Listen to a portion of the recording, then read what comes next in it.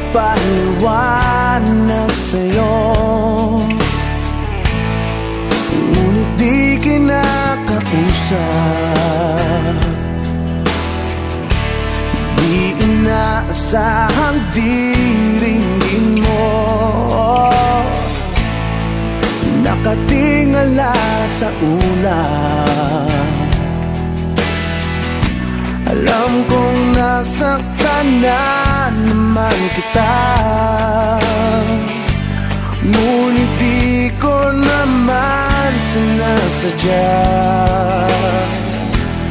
Hindi na mauulit, sinta.